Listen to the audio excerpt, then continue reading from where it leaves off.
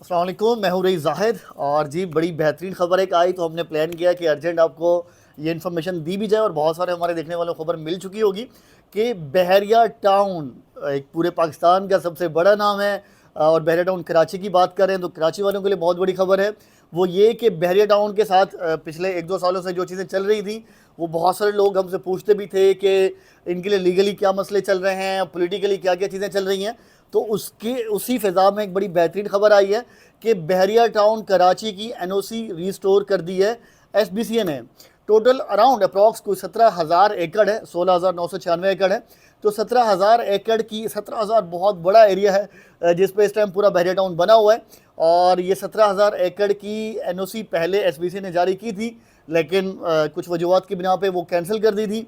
अभी उसी एनओसी को दोबारा रिस्टोर कर दिया। उसमें कुछ टर्म्स एंड कंडीशन है कि उसके हिसाब से ये अपनी सिक्योरिटी फ़ी डिपॉजिट करेंगे और इनके एनओसीज मुकम्मल बहाल हो जाएंगे और लेटर ऑन अपना जो मास्टर प्लान है वो भी अप्रूव कराएंगे। और हर प्लॉट को आने वाले दिनों में, जैसा ये है प्लान आने वाले 2026-27 का प्लान था कि इसमें तमाम प्लॉट्स को लीज़ भी मिलेगी। तो ये एक बहुत बड़ी खबर है। लीज़ मिले ना मिले वो तो बात की बात है, लेकिन लीगली किसी भी प्रोजेक्ट को कुछ चैलेंजेस अगर होते हैं तो बहुत सारे एंड यूज़र, बहुत सारे क्लाइंट ज़रा घबराते हैं उस प्रोजेक्ट में जाने से। और स्पेशली पॉलिटिकली जो चीज़ें एफिलिएट हो रही थी मलिक रियाज साहब के साथ, दरमियान में उनकी ट्वीट्स भी आई और उन्होंने सम टाइम खुल के इजहार किया, सम टाइम दबे लफ्ज़ों में इजहार किया कि क्या क्या चीज़ें चल रही हैं। और लेकिन लेटर ऑन अभी आजकल के दिनों में एक बड़ी उनकी पॉजिटिव ट्वीट भी आई थी जिसमें उन्होंने इजहार किया था कि पाकिस्तान को और डिफरेंट सिटीज़ में वो अगर उनको मौका दिया जाए तो बड़े बेहतरीन प्रोजेक्ट लाएंगे भी। तो ये चीज़ ज़रा शो करती है पॉजिटिविटी की तरफ कि बहरिया टाउन और इनके जितने भी प्रोजेक्ट हैं मलिक रियाज साहब के, आने वाले दिनों में इनके लिए अच्छी खबरें आ सकती हैं। हो सकता है कोई पॉलिटिकल सेटलमेंट हो गई हो या जो भी चीज़ें हुई हैं, बहरहाल पॉजिटिव हैं। रियल स्टेट से हम मुंसलिक हैं, रियल स्टेट के वाले से जो भी अच्छी खबरें आएंगी वो हम अपने तमाम देखने वालों को बताते हैं। तो अच्छा, इसका इम्पैक्ट क्या पड़ेगा बहरिया टाउन की मार्केट पे? तो ऑब्वियसली पड़ेगा ही पड़ेगा कि लोगों का एतमाद बहाल होगा दोबारा से। जो प्राइसेस आज से 2-3 साल पहले हमने देखी 2021, 20, 21, 22 में रहीं, स्पेशली 21 में रहीं, तो आज अगर उनके मुकाबले में बात करें तो आधी से भी कम प्राइसेस हो चुकी हैं। ऐसा ऐसा ये भी रीगेन होंगी और इन्वेस्टर्स का, लोगों का एतमाद मज़ीद बढ़ेगा।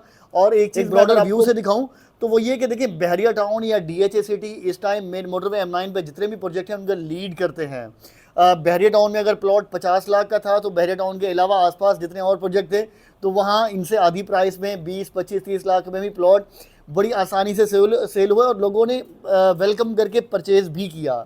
लेकिन अब चूँकि बहरिया टाउन में ही प्राइसेस आधी हो चुकी है तो उनके मुकाबले में जो बाकी प्रोजेक्ट मेन मोटरवे M9 पे लोकेट करते हैं उन पे भी बड़ा टफ टाइम चल रहा है। उनकी बाइंग और सेलिंग भी ज़रा डिस्टर्ब हुई हुई है क्योंकि ये लीडिंग प्रोजेक्ट है और लोग इनसे कंपेयर करते हैं। बहरिया टाउन हो या डीएचए सिटी हो, इनसे लोग कंपेयर करके ही बाकी प्रोजेक्ट्स में जाते हैं कि इन प्रोजेक्ट में अगर ये प्राइसेस हैं तो बाकी में क्या होनी चाहिए। तो अब ऐसा ऐसा बहरिया टाउन की प्राइसेस रीगेन होंगी और कुछ और फैक्टर भी अगले 1-2 सालों में कराची और स्पेशली मेन मोटरवे M9 की मार्केट को बूस्ट करेंगे, जिनमें सबसे बड़ा जो प्रोजेक्ट है मलीर एक्सप्रेसवे है। इंटरचेंज मेन मोटरवे M9 पे बनना शुरू हो चुका है। ऑलरेडी हम अपनी काफ़ी वीडियोस में दिखा चुके हैं, जो डीएचए सिटी को लिंक करेगा, बहरिया को लिंक करेगा और मेन मोटरवे M9 पे दर्जनों क्या बल्कि इससे भी कहीं ज़्यादा प्रोजेक्ट हैं जिस टाइम मार्केट हो रहे हैं, सेल हो रहे हैं, डेवलपमेंट चल रही है। इन तमाम प्रोजेक्ट्स को फ़ायदा होगा।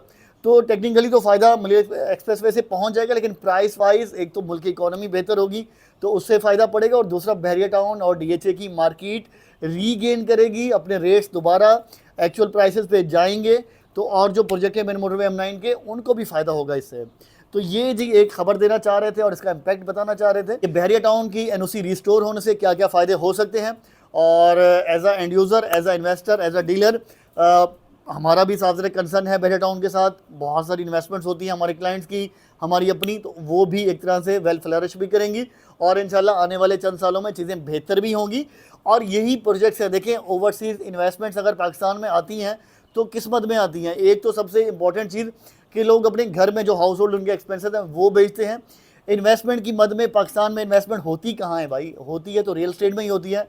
और जो चंद गिने चुने नाम हैं क्रेडिबल, तो उनमें Bahria town, DHA, main motorway M9 के कुछ प्रोजेक्ट्स या शहर के कुछ और प्रोजेक्ट्स तो वो थे। और इनमें बड़ा चंद जो जाता है वो बहरिया टाउन में जाता है कि जिस तरीके से इन्होंने वर्ल्ड क्लास प्रोजेक्ट बनाया है, डिलीवर किया है, उसमें जाता था। तो पिछले 2-3 सालों में चीज़ें ज़रा डिस्टर्ब चल रही थी, ओवरसीज़ इन्वेस्टमेंट नहीं आ रही थी। अच्छा, ऐसा नहीं है कि मैं कहूँ कि अब इस खबर के बाद ओवरसीज इन्वेस्टमेंट्स भी आना शुरू हो जाएंगी एकदम से, नहीं ऐसा नहीं है, लेकिन ऐसा ऐसा चीज़ें बेहतरी की तरफ जाएंगी और ऐसा ऐसा इंशाल्लाह मुल्क भी स्टेबिलिटी की तरफ जाएगा और अच्छे दिन आएंगे। तो तमाम लोग जिन्होंने इन्वेस्टमेंट की हुई है और जिन्होंने हाई प्राइस के ऊपर बाइंग की हुई है और इस टाइम स्टक है, तो इंशाल्लाह उनको भी निकलने का मौका मिलेगा। और जो लोग स्पेशली इस टाइम पे बाइंग करेंगे, आजकल के दिनों में जो लोग बाइंग कर रहे हैं, मैं कहता हूँ कि सबसे वाइज डिसीजन, सबसे बेहतरीन डिसीजन वो लोग ले रहे हैं जो इस डिप्रेशन की मार्केट में इन्वेस्टमेंट कर रहे हैं। तो आप लोग भी प्लान करें। अगर आप लोग स्टक हैं, ऑलरेडी आपने हाई प्राइस के ऊपर बाइंग की हुई और आपके पास मजीद कुछ इन्वेस्टमेंट है, तो लो प्राइस के ऊपर भी बाइंग करें। अपनी जो इन्वेस्टमेंट है उनको उसकी एवरेज निकल आएगी, तो लेटर ऑन आपको प्रॉफिट में आना जल्दी हो जाएगा, आप जल्दी प्रॉफिट में आएंगे इंशाल्लाह, जैसे जैसे मार्केट बेहतर होगी। ये एक लेंथी प्रोसेस है। जिस तरीके से 2-3 साल मार्केट डाउन गई है, अपवर्ड जाने में भी मेरा ख्याल है कि इतना टाइम लगेगा। कोई ऐसे कोई स्टेप्स नहीं हुए कि अगले 2-4 महीने में कोई शूट कर जाए मार्केट, नहीं है ऐसा। लेकिन जो लोग प्लान करेंगे आजकल के दिनों में, इंशाल्लाह आने वाले चंद सालों में, 5-10 सालों में वो अच्छे खासे प्रॉफिट में होंगे। 5 साल का डिप्रेशन नॉर्मली रहता है पाकिस्तान में। ऑलरेडी 2-3 साल 3 साल के करीब गुजर चुके हैं। अगले 1 साल 2 सालों में चीज़ें इंशाल्लाह बेहतरी की तरफ जाएंगी। तो फिर बहुत सारे लोग भागते रह जाते हैं, उनको अपनी पसंद की प्रॉपर्टी नहीं मिलती।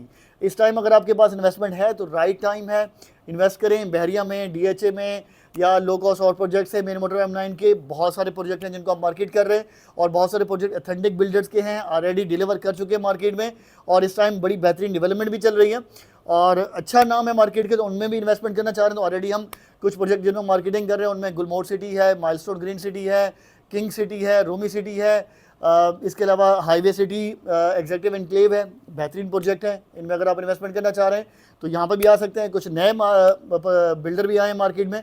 बुराक ड्रीम सिटी एक अच्छा प्रोजेक्ट है, लो कॉस्ट है, बहुत कम प्राइस के साथ हैं। 5,000 10,000 से मंथली सॉल्वेट से बुकिंग करा सकते हैं। अगर इन प्रोजेक्ट में भी आना चाह रहे हैं तो मोस्ट वेलकम। और जो खबर थी उस हवाले से आपकी क्या राय है, आप इसको कैसे देख रहे हैं, लॉन्ग टाइम में, शॉर्ट टाइम में?